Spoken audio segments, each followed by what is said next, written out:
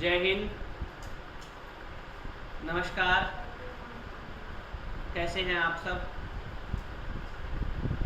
दरअसल आप सभी साथियों के बीच में कुछ विचार रखना चाह रहे थे, जिसके लिए हमने कल शाम को जूम ऐप के द्वारा वीडियो मीटिंग, वीडियो कॉन्फ्रेंस का विचार रखा था, बट वो संभव नहीं हो पाया कार्यों की व्यवस्था की वजह से।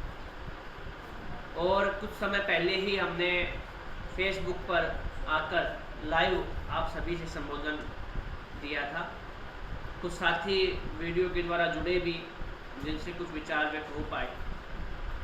आज हमारा सब्जेक्ट है कोविड-19, कोरोना महामारी, जो आज पूरे देश को नहीं अपितु पूरे विश्व को संकट की परिस्थितियों से घेरे हुए है। विश्व की सबसे बड़ी शक्ति अमेरिका जैसे बड़े देश भी इससे मुकाबला नहीं कर पा रहे हैं। अमेरिका के हालात भी बहुत ही खतरनाक और दयनीय हो चुके हैं। सर्वप्रथम तो हम हमारे देश के 130 करोड़ देशवासियों, हमारे देश के प्रधानमंत्री, हमारे देश के पुलिस कर्मचारी, स्वास्थ्य कर्मचारी, सफाई कर्मचारी और एडमिनिस्ट्रेशन डिपार्टमेंट और जो भी सामाजिक संगठन, सामाजिक संस्थाएं लॉकडाउन के शुरुआत से ही आज तक ज़रूरतमंद लोगों को भोजन उपलब्ध करवा रही है, अन्य सुविधाएं उपलब्ध करवा रही है, उन सभी का हम तहे दिल से धन्यवाद प्रकट करते हैं, बहुत बहुत आभार प्रकट करते हैं, सभी को नमस्कार करते हैं।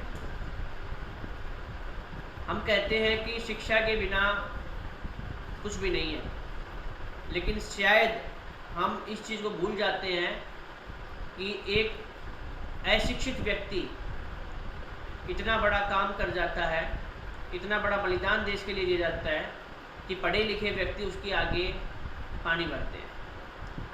अभी कुछ समय पहले से ही हम ये घटनाएं नोटिस कर रहे हैं कि जो शिक्षित कर्मचारी वर्ग है या व्यापारी वर्ग है या नौकरी वाले जो वर्ग हैं, जॉब करने वाले व्यक्ति हैं, जो शिक्षित है, पढ़े लिखे हैं, उनकी education BA, BCom, BSc, MTech, BTech, पता नहीं क्या क्या, वो लोग गुड़गांव या दिल्ली कोविड-19 संक्रमित अपने परिजनों से मिलकर आ रहे हैं, मामा से, भाई से, पिता से, माँ से, और वो बिना प्रशासन को सूचना किए गुप्त रूप से या किसी शॉर्ट गार्ड के थ्रू जिलों में, अन्य जिलों में हरियाणा के प्रवेश कर रहे हैं या अन्य राज्यों में प्रवेश कर रहे हैं।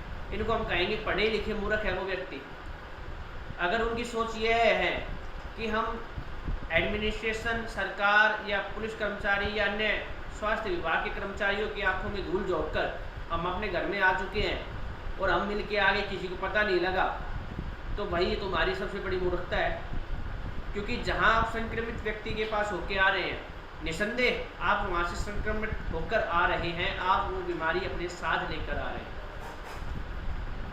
आप प्रशासन के निगाह में, नज़रों में धूल झोंकने का काम अपनी बुद्धि से कर रहे हैं, लेकिन आप ये भूल रहे हैं कि वही बीमारी आप अपने घर में जब लेकर आ रहे हैं, तो आपके जो छोटे छोटे नन्हे मुन्ने नौनिहाल हैं, आपके जो गृह लक्ष्मी है या हस्बैंड है या बेटे हैं या बहू है या पुत्र है या पुत्री है, तो वो सभी भी उस संक्रमण से बच नहीं सकते हैं। आपके जो नज़दीकी हैं, पड़ोसी हैं, आपके जो विशेष जानकार हैं, नज़दीक के उठने बैठने वाले, वो बच नहीं सकते हैं। आप प्रशासन की आंखों में थोड़े समय के लिए धूल झोंक रहे हो, लेकिन जब संक्रमित होंगे, जब आपका श्वास लेने में तकलीफ होगी, आपको वो कोविड-19 अपनी कैद में जकड़ लेगा, तब वो सारी चीज़ जग जाहिर हो जाएगी और उस समय आप पढ़े लिखे बेवकूफ़ के अलावा कुछ नहीं कहलाएंगे। मान सकते हैं हमारी भावनाएं जुड़ी हुई हैं, इंसान भावनाओं का पुतला है और हिंदुस्तान के अंदर भावनाएं एक दूसरे व्यक्ति के प्रति जुड़ी होती हैं।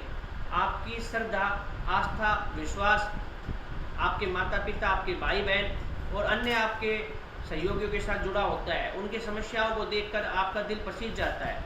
लेकिन हमें यह नहीं भूलना चाहिए कि ये कोरोना है, कोविड-19 है, कोई वायरल फीवर नहीं है, ये मलेरिया या डेंगू या चिकनगुनिया नहीं है।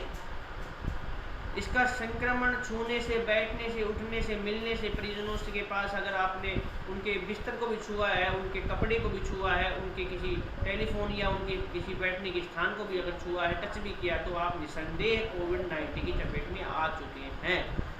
अब हम आपसे यही अनुरोध करने के लिए आए थे, क्योंकि हो सकता है किसी साथी को हमारी ये बात कड़वी लग जाए, और वो उन साथियों को अवश्य लगेगी जो इन हालातों में अपने आप को लेकर चल चुके हैं या लेके जाने का विचार कर रहे हैं या इस बीमारी से जूझ रहे हैं।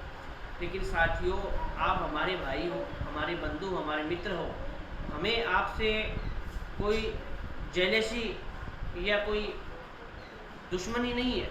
आप हमारे भाई हो, क्योंकि इस देश में रहने वाला, भारतवर्ष में रहने वाला प्रत्येक व्यक्ति, प्रत्येक नागरिक जो इस देश का वासी है, जो इस देश की राष्ट्रीयता, जो इस राष्ट्र की राष्ट्रीयता में जी रहा है, जो इस देश का Aadhaar card, ration card, PAN card, voter card, बिजली बिल, और जो इस देश का पानी पी रहा है, जो इस देश का अन्न खा रहा है, वो प्रत्येक व्यक्ति हमारा भाई है, हमारी बहन है। इसलिए मेरे साथियों, मेरे भाइयों, ये अनुरोध है, ये देश आपका घर है, ये राष्ट्र आपका है, इसे बचाना, इसे डुबाना अकेला सरकार के हाथ में नहीं है, आपके हाथ में।